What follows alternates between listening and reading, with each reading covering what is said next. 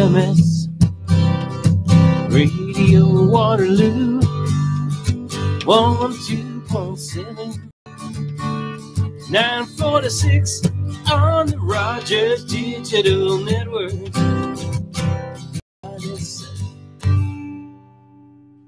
Good morning, Waterloo Region. It is Monday, the 7th of September, Labor Day, into September already. Is coming. We have Amanda Battista in the studio with us today from the Laurier Sustainable Food Project. We'll be speaking with her in just a few minutes. Right now we're listening to Side Street Dive. This is First Step.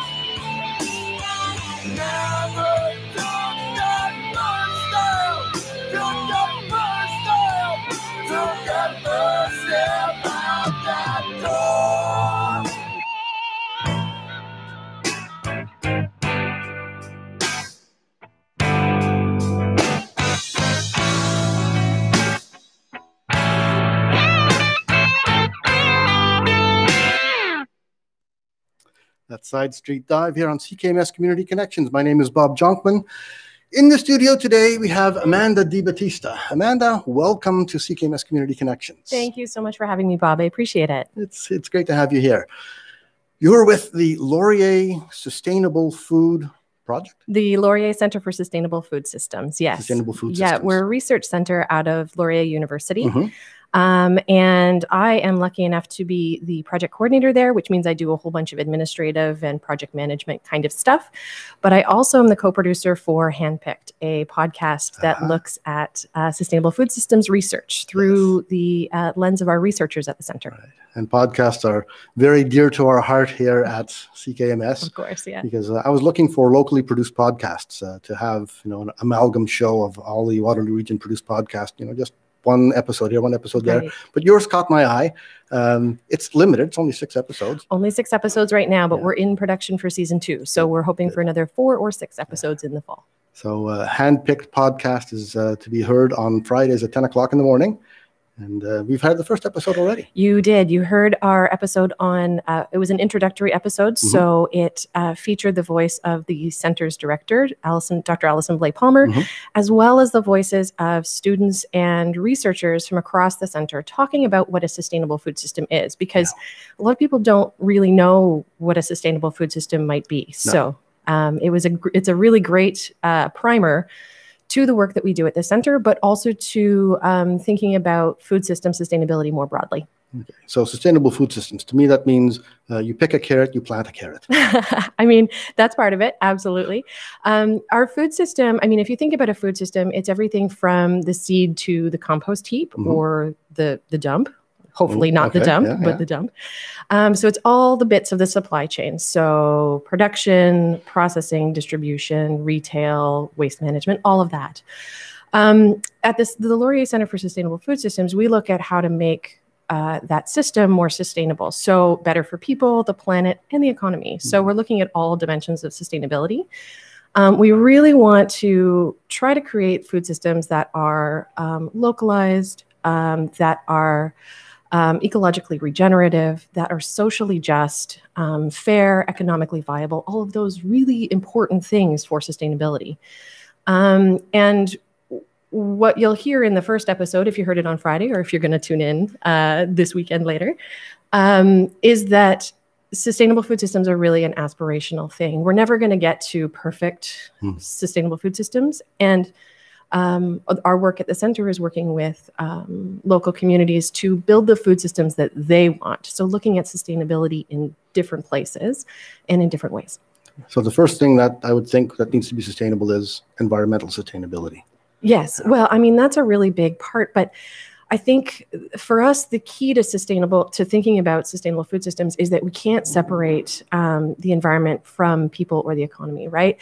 In Canada, food insecurity is shockingly high. 1 in 8 households in Canada are food insecure, and that means that they don't have access to healthy or affordable food, or they can't afford food. Food is, and that's a whole other issue about poverty. 1 in 6 children are food insecure. And food insecurity varies really widely across geographies. So here in Ontario, in the Waterloo region, 1 in 10 families are food insecure. In Ontario, about 13.3%, if we're going to get super detailed. 1 in 7. Well, 13% are food insecure. In Nunavut, over 50% of people are food insecure. So, and we also know that folks from Indigenous communities and Black communities are 3 times more likely to be food insecure. So that's a serious, serious problem. So when we're looking at making food systems more local and more organic and fair, those need to, when we're thinking about the environment, we also need to be thinking about social justice. And so when someone is food insecure, it means it's a poverty issue. They don't have enough money to buy food. Yes. They don't have enough money to buy good quality food. Good quality food. Right. That's exactly right. If you're buying only ultra-processed foods, that comes with, or if you're consuming only ultra-processed foods. Kraft Dinner and ramen noodles. Yeah, right. And that's often what you can get at food banks. And food banks have their place, absolutely, but we need to move people out of poverty so that we are feeding them well, feeding them with culturally appropriate food as well, because food is not just about sustaining life. Food nourishes your body. It nourishes your mind. My mom always used to tell me, you have to eat a good breakfast in the morning, because you can't learn if you're not well fed. And, we see programs in schools across the region and across the province that take that up. But we need to be doing a better job to lift people out of poverty. And we think we can do that partly through food systems.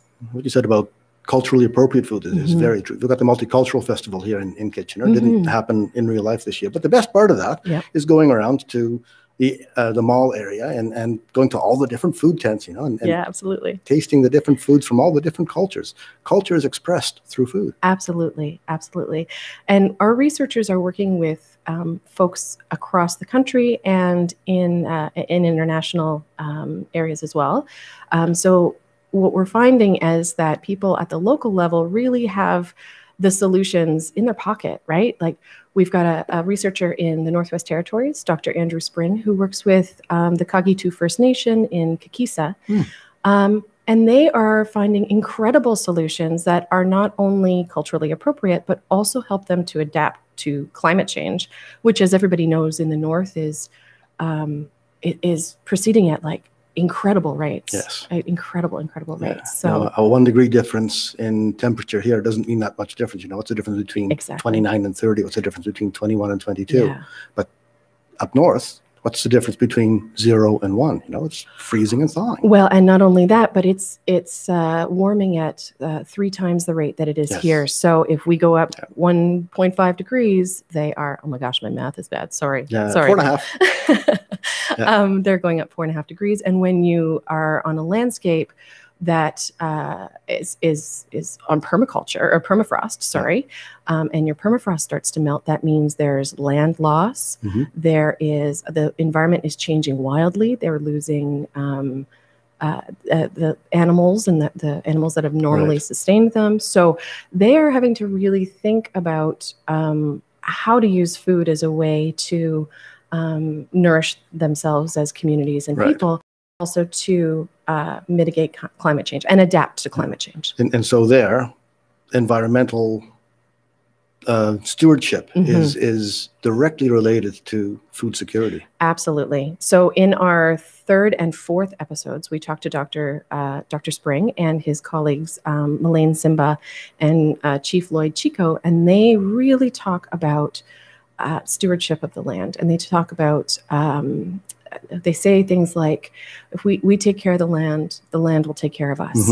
I've heard that. And we know how to take care of the land. So it's incredible to listen to them talk about their work.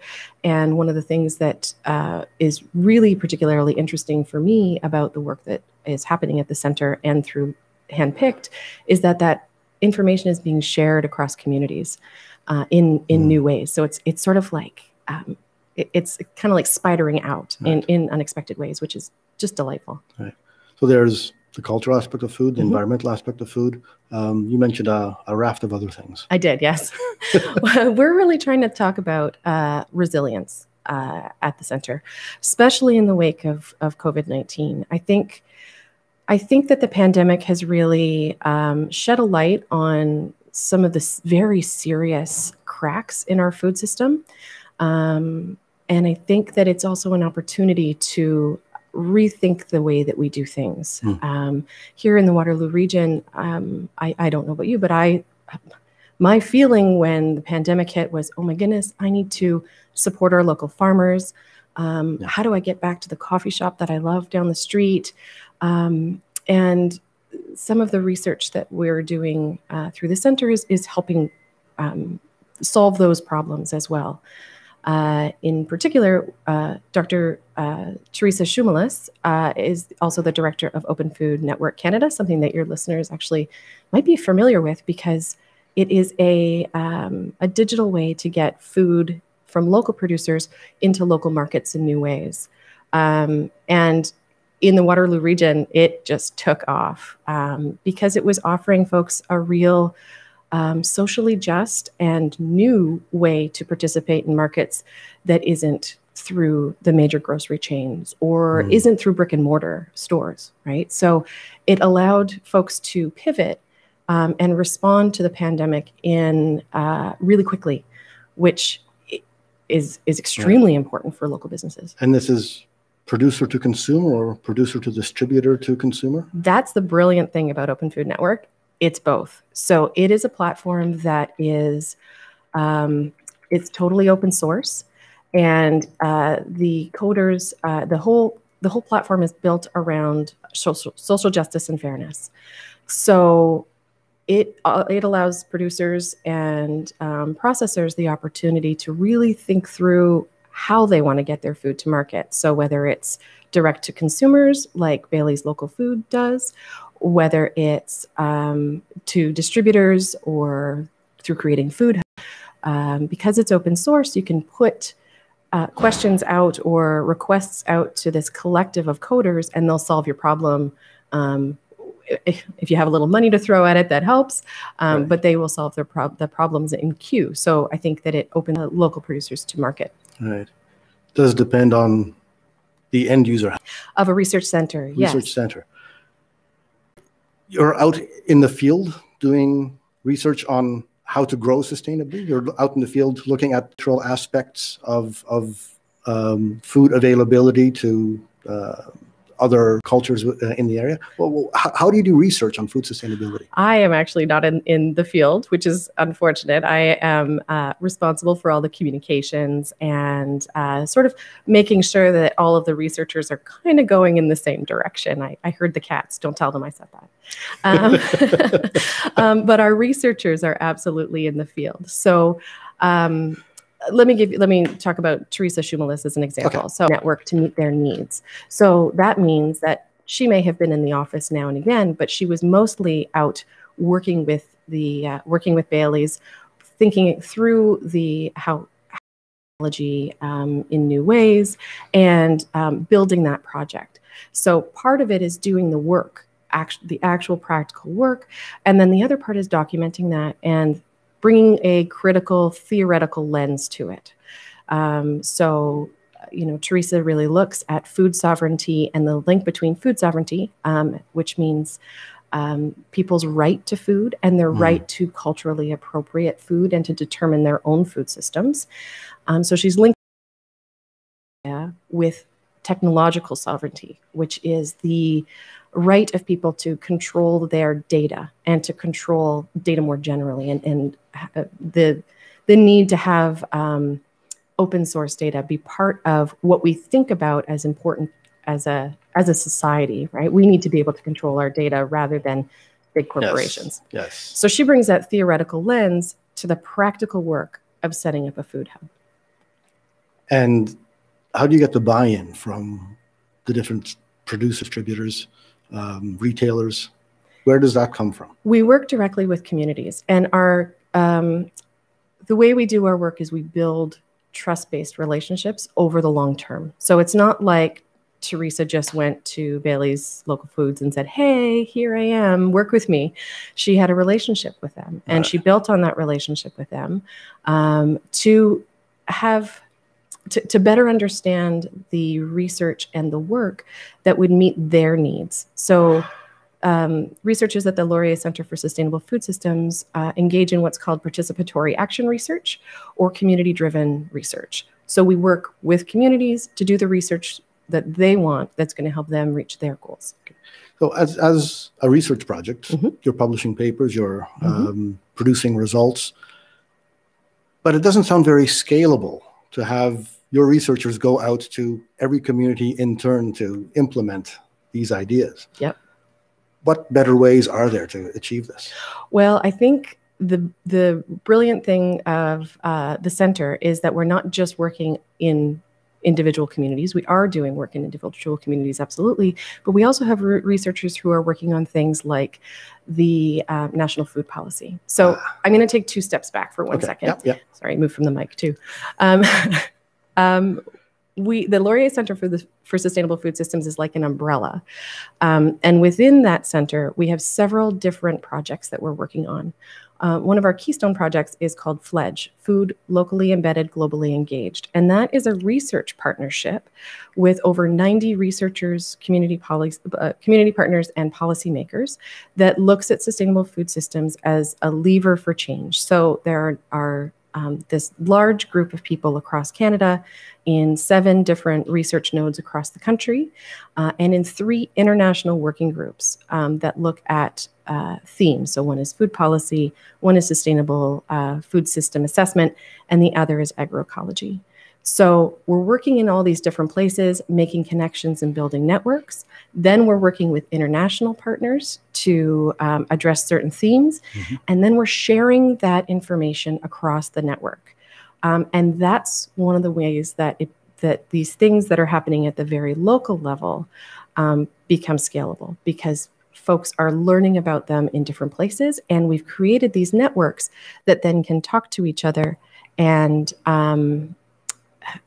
find solutions across places. Mm-hmm. So, for instance, the work that's happening in the Northwest Territories, I was telling you about a few minutes ago, we brought Chief Lloyd Chico down to Brazil to one of our international partners' spaces. Mm-hmm. There's a bunch of farmers working on yerba mate, a tea production. Oh, yeah. And they're doing it in really interesting ways using agroforestry. And that is a method of production that relies on agroecological growing methods, which are growing methods that are good for the land, really prioritize food sovereignty, so farmers' rights, and the rights of the land and ecologically regenerative processes. And in the context that the yerba mate growers are working, it's in the forest. So it's ecological growing in forests. And we've seen a really interesting connection between the work that's happening there and the work that's happening in the Northwest Territories. So we were able to bring Chief Lloyd Chico to Brazil to have a conversation and to really learn from each other. And now that that connection is turning into another project that's also going to hopefully involve folks in Kenya. So we're building connections to scale things up. But we also do some international work and policy work at the national level. So it's a really diverse group of researchers. Right. And so the policy work includes government legislation to enact, well, the policies that you're proposing through research. Yes, exactly. We're trying to make sure that we are giving decision makers the information that they need to make good decisions about food policy. Okay. And you said internationally, some exciting things that I saw on your website. Yes. We'll get to that in a bit. I'd like to take a quick break. A gentleman named Jeremy Genoux, who sent us a CD, I think, all instrumental stuff. Here's something he calls Climate Rag, or How I Learned to Stop Worrying and Embrace Change.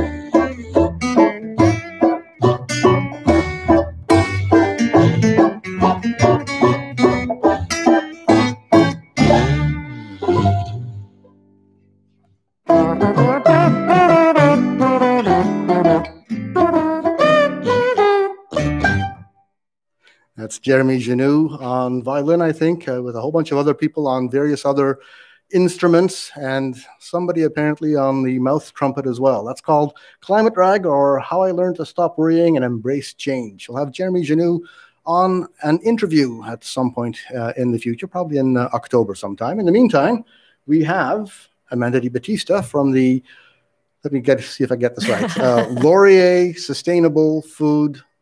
No. Very close. Okay. It's the Laurier Center for Sustainable Food Systems. We call it LCSFS. So good luck with that. I don't think that's even worse. No, that doesn't help.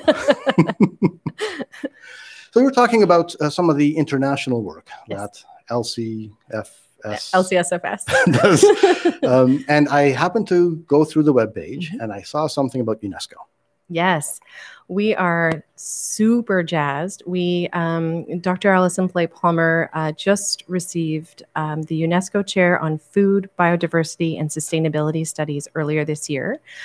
We launched the chair in February, and it's part of this large international network of UNESCO chairs. And the UNESCO Chair program is university cooperation with a focus on the key priority areas of the agency itself. So UNESCO really looks at education, natural and social sciences, culture, and communication. So we're really excited about this chair because it helps us to build on the existing networks through the LCSFS, but it also lets us participate in international conversations in a bit of a different way. And it lets us prioritize public education. So we've always been really focused on sharing knowledge. That's a really big part of what we do, especially around communicating research outputs and research back to our communities. But this is going to give us an opportunity to put that research on a. You mentioned you have researchers, in Brazil. In Brazil, yeah. And I imagine in other localities. Yeah, we have a lot of the work that we do on agroecology is taking place in the Global South. So there's researchers in Brazil. There are community partners in Mexico and Cuba that work with Dr. Aaron Nelson at the University of Guelph. And we have partners through RUAF, which is an international agricultural organization that Lane Young, our co-producer of Handpicked, is working with as well in Quito, Ecuador. We also are making new connections with folks in Kenya, and we already work with folks in Milan and Montpellier in France, and the FAO. So we have all sorts of networks that we're going to be drawing on and making more robust. Oh gosh, we have folks in Australia and South Africa and the States as well. By necessity, I think you would be doing research in rural areas. Yes. But urban areas are encroaching on rural areas all the time. Is that part of the focus of research? Yeah, we actually work in, I would actually say that we probably work in 50-50 in rural and urban areas. Some of the research that Dr. Alison Blay-Palmer is doing is really interesting in that regard. And she's working on a project called the City Region Food Systems Toolkit. And a city region food system is it sort of takes up what you're talking about, right? This movement of folks in rural areas to urban areas, and looks at how that's changing landscapes and urban areas and in rural areas, but also thinks about a city as a part of a region. So if you've got a city, say like Toronto's not growing all of its own food, right? It couldn't. No, absolutely not. So that food system in Toronto necessarily includes also all the rural areas around. And I mean, obviously our food system is highly distributed. So it's also relies on international markets and all that. But there's an opportunity to really think about city region food systems as a more localized way of growing, producing, and eating food. So the City Region Food Systems Toolkit looks at ways to make city region food systems more robust and more sustainable, and offers really concrete tools back to practitioners and policymakers who want to do that. So the first phase of the project really looked at building multi-stakeholder processes and tools around that. And the second stage of the process that they're in right now is really taking the opportunity to look at pandemics and COVID-19 response as an important part of this whole big puzzle. Right. Waterloo region seems like an ideal research territory because you've got the urban core and the rural horseshoe surrounding it. Lots of research taking place here in the region itself? Yes, there is a little. We're really excited to use the UNESCO chair to build more robust networks in the Waterloo region because our research networks have been pretty big, and the hub at the Laurier Center for Sustainable Food Systems, we've sort of done less research and more network building ourselves in the place where we are. So we're really excited to do more research here and build better connections with the region. We have worked with the Waterloo Region Food Systems Roundtable. And again, I was telling you before about Bailey's local food market and Open Food Network, Open Food Network Canada, which is based here in Waterloo. But we are really hoping to expand those networks. I was concerned when I asked the question initially, more about not so much rural people moving into the urban areas and, depleting our rural areas of agricultural knowledge and workers and farmers, but about urban sprawl encroaching on and removing rural farmland. That is a big concern for sure. It's a big concern. Is that a global phenomenon or? Oh, that's a really good question. Strictly here in the Western world? That's a great question. I'm not sure that I'm the person to answer that well, but I think it is a concern everywhere. I think for us, a really big concern is that farmers in rural areas and peri-urban areas, that space between the rural and the urban, often are among the most food insecure folks around. They are working really, really hard to make a living, but not able to always afford the food that they're growing. Right. I think I'm going to take a quick break and listen to a bit of music, and then we'll have an opportunity to carry on. That's Busty and the Bass. Busty and the Bass is a Canadian electro soul and hip hop band from Montreal, Quebec. The band is known for its unique brand of music, which incorporates 2 vocalists, a horn section, and a diverse range of musical genres. They sent us a CD, which we've put into our digital music library, and we get to listen to that every once in a while. In the studio, we have Amanda Battista from the Laurier Center for Sustainable Food Systems. You got it. All right. Welcome to CKMS Community Connections. Thanks for having me, Bob. We were talking about international work that the center does. And we were talking about the UNESCO chair. Yep. And we were talking about some local activities that are happening in Waterloo region. Globally, we've got this climate crisis happening. We do, yes. Yeah. And you mentioned that food production, food distribution is one of the huge components of greenhouse gas emissions. It sure is. We know that that food significantly contributes to climate change. And we know that all parts of the food system do this. At the Laurier Center for Sustainable Food Systems, we really see food then as part of the solution to some of these humongous problems. So if we can make our food systems more sustainable, then we have a really good shot at tackling the climate crisis in a way that is good for people as well, right? We're not just prioritizing the environment. I think that it's extremely important to deal with this issue in a real way. So yeah, I think that we really see the food system as a solution rather than it's part of the problem, but that means that it's a lever for change. So through the UNESCO chair, we've been really thinking about this, especially in relation to COVID-19. COVID-19 has been devastating, absolutely. Yes. But like the climate crisis, it offers us like a window into some interesting solutions.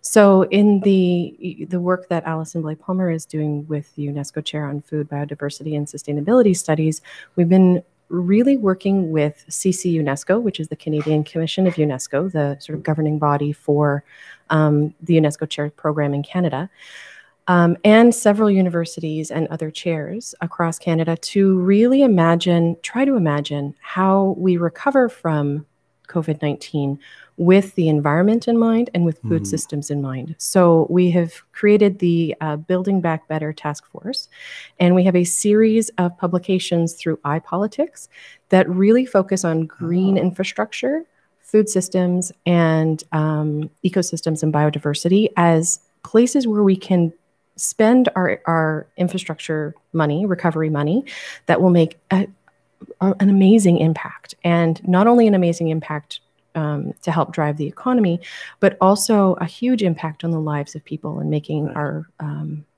people's lives better. Yeah. So addressing some of that food insecurity you were talking about Absolutely. At the very beginning as a nice side effect of dealing with COVID-19 and food production, food distribution. Yeah, and we really need to make sure that we prioritize equity and social justice in that. We know that folks in marginalized communities have been the most impacted by COVID-19 in Canada and around the world. So we need to make sure that spending is done with equity in mind and with the environment in mind. We have an opportunity here to address climate change pretty meaningful ways. Yeah, it looks like you want to, hit a triple homer here. Here's hoping, right? Climate change, food insecurity, and just poverty in general, perhaps. Yeah. You mentioned money, and I'm curious, how does the center get funding? That's a great question. We are part of Laurier University. So the center has its operating budget, a very small operating budget through the university. But we also do a lot of grant writing. So for instance, the Fledge project is a SSHRC-funded project, the Social Sciences and Humanities Council of Canada, I think. Don't tell them I've forgotten their name. They're not listening. Yeah, probably not. So they that is a SSHRC-funded project. We have another project called Urbal, which focuses on urban-driven food system innovation and mapping that innovation, and that's an international project that's funded by the German government and some of our international partners. Our city region food system work is with the FAO. So it gets a little bit of money from there and the German government as well. Sorry, that's the one that's German government, and the other is the Italian government, I think. So the work we do is really it's funded by a bunch of different places, research funding bodies for the most part. And industry funding? Are you getting support not from industry? No. And any speculation as to why that might be the case? Well, because we're a university research center, we want to make sure that we prioritize the research. So it's your quest for independence from the corporate shackles rather than the industry not wanting to fund something that might change their way of operations. Oh, that's a good question. And I think, I don't know that I can answer that particularly well. It isn't something that we have explored thus far. Okay. Yeah. If anything else, you said you had a list of things. I if do. Not, I have lots more music. I would love to tell you a little bit about Handpicked. We are, of course, the podcast. That's why you're here in the first place. I know. Come on, Bob. I have an entire page of notes on Handpicked. Yeah. So Handpicked is the Laurier Center for Sustainable Food Systems podcast, and we started last year. We have 6 episodes in our first season, and Lane Young and I produce and host the podcast. All of the episodes are free and available on any platform. All you have to do is search for Handpicked Stories from the Field. And folks can follow us on Twitter at HandpickedPodC or find us on Facebook at Handpicked Podcast. What I'm excited about with this podcast is that we are able to tell the story of the researchers at the center. And I think as somebody who is a researcher and has been in the university for pretty much as long as I can remember, I think that one of the things that we don't always do a great job of as university researchers is getting our research out into the public. So sustainable food systems aren't necessarily on the tip of everybody's tongue. With Handpicked, though, we can get the stories and the incredible work that folks are doing into your ears. And there's something really magical that happens when you get to hear about research from a researcher. So, for instance, we talked to Dr. Andrew Spring and his partners in the Northwest Territories, and we heard the voices of the folks in the Northwest Territories telling us about climate change adaptation, telling us exactly how the land had changed and about how climate change was making their normal harvesting and foodways, harvesting routes and foodways unpassable. And folks were falling through the ice. And like, there's something about bringing research to life in that way that's incredible. So there are our episodes in the first season really span an interesting range of food systems research, including work in the Northwest Territories and the work that I was telling you about here in Waterloo region with Teresa on Open Food Network.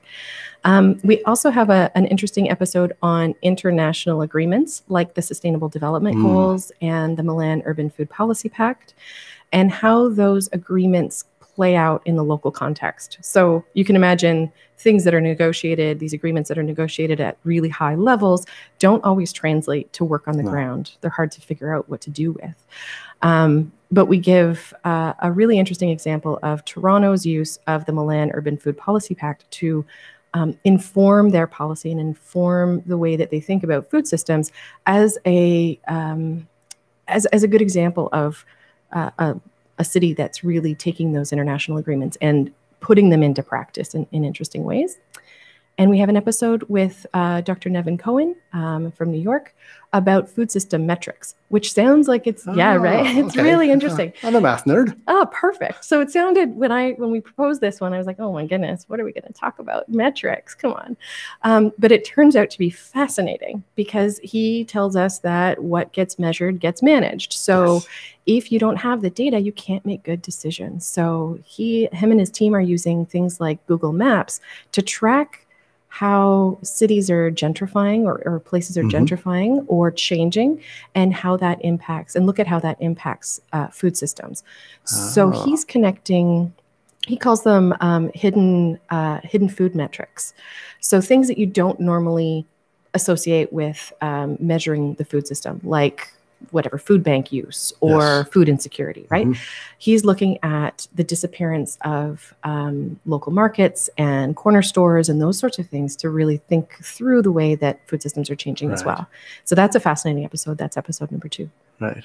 What have you got planned for the next season? Oh, I'm so excited that you asked me. We have already recorded our first episode, and that is on Lane Young's research in Quito. In Ecuador. So she is working with Agripar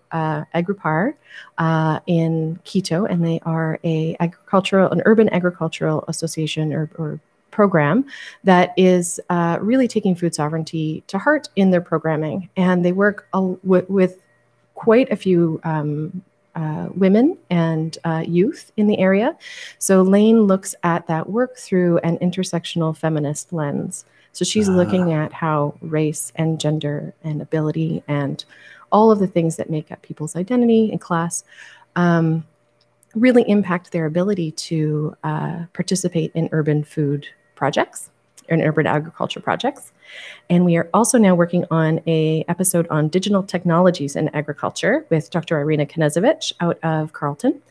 And we're going to be looking at how Amazon's entry into food retail space is troubling, and how digital technologies have their place for sure, but also we need to be very critical and thoughtful about the way we are bringing technology into that Interesting space. that you'd say that after having just lauded the benefits of the Open Food Network. Right. So the Open Food Network I'm really excited about the juxtaposition of these two episodes, because Amazon is a for-profit, entirely proprietary thing, whereas Open Food Network, the whole business model is based around social justice, equity, and open source, non-proprietary software. So these are activist coders, and it's fascinating to see the difference in the way that that sort of ethic plays out on the ground for producers and processors and retailers.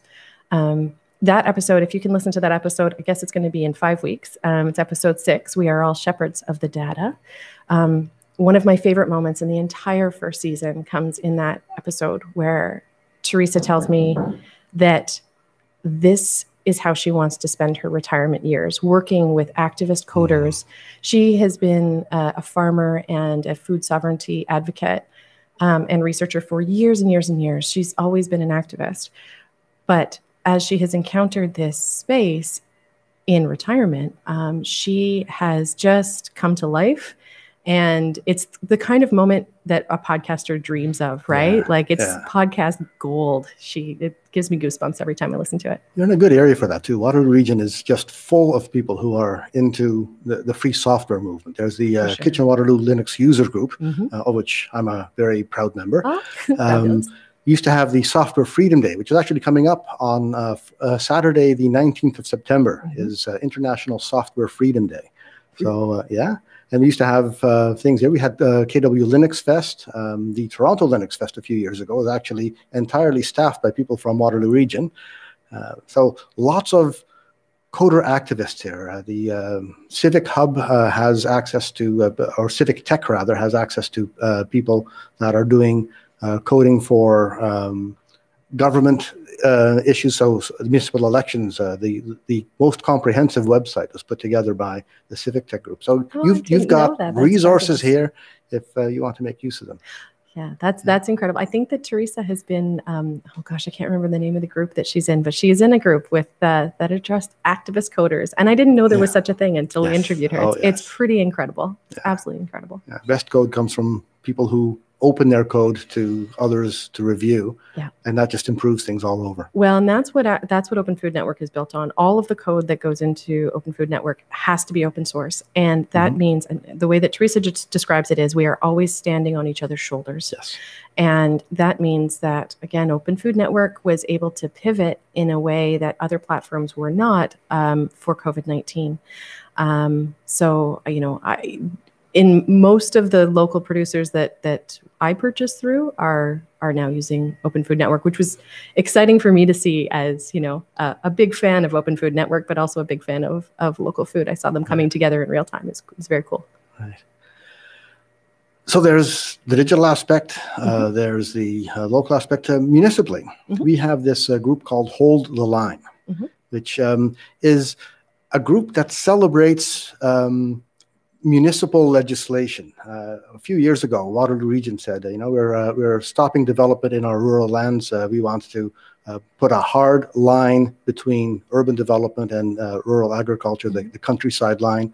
And the developer said, well, you can't do that. We're going to sue you. We're going to take you to the OMB and one of the Ontario Municipal Board. And one of the very few times that the Ontario Municipal Board sided with the municipality rather than the developers was in this particular case, which affirmed Waterloo Region's right to establish this countryside line, to restrict development into our rural areas. And so if you travel along, say, Wilmot Line on the west end of Waterloo Region, you'll see built-up new housing developments on the one side and flowing rural agricultural land on the other side, a very hard line. And so Hold the Line is actually a celebratory festival that takes place usually around September or so, to celebrate municipal legislation. Where else do you see that happening? That's a great question. So there's a bike tour that travels down the countryside line. There's overnight camping, music concerts, and everything. And I've never heard of anything like this before. But in the Projects International travels, do you see other municipalities taking the lead on protecting agricultural lands? I'm not sure that I can answer that question particularly well because I am not always in the field, sadly. I am in the office, so I can tell you a little bit about what other folks are doing. I think that there are some really interesting ways that municipalities are imagining their role in food systems differently. We have a partner in Hastings County that is doing some really interesting work around it's a little rural area outside of Ottawa that's doing some interesting work on thinking it through policy around food. You've got the City of Toronto, who's really prioritized food as part of the way that they think about program building. And we don't usually hear that, No. I didn't know that until, you said so. Well, I think it's an easy thing not to know. If you're not sort of a staff there, if you're not the people pushing for it, it's easy to sort of miss. But I think that municipalities around the world, especially as things like the Milan Urban Food Policy Pact get more signatory cities,